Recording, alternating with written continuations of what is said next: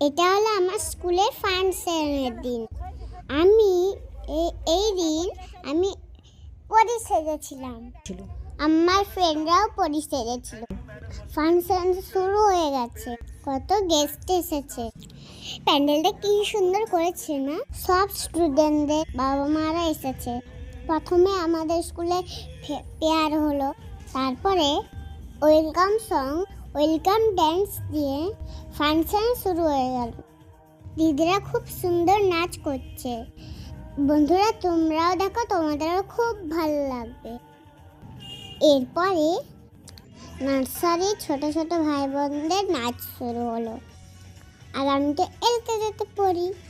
এখন আমাদের principal ma'am যে সমস্ত দাদা দিদিরা সব দিন স্কুলে এসেছে, একদিনও অ্যাবসেন্ট হয়নি, তাদেরকে প্রাইজ দিচ্ছেন।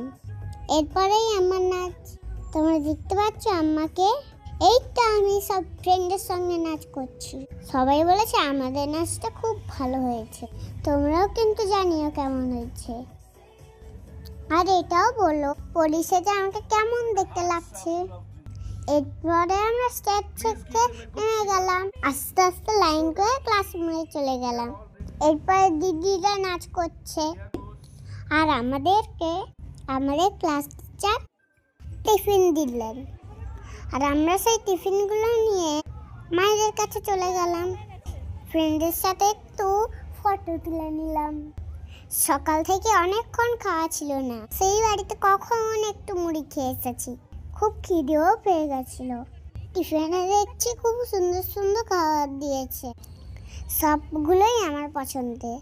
সবার ফার্স্ট কেকটাই খাই, চকলেট কেক তো খুব টেস্টি। আগে কেকটা খেয়ে নিই, তারপরে জুসটা খাবো, তারপরে বাকিগুলো খাবো। কত স্টল বসেছে, খাবারের স্টল, বইয়ের স্টল। আমি একটু খেলবো বলে লাইনে দাঁড়িয়েছি, সবাই আমাকে ঠেলাঠেলি করছে।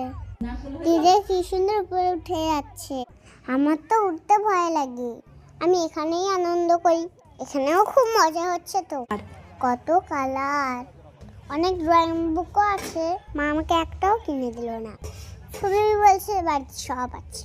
বুক স্টলও বসেছে, কত গল্পের বই।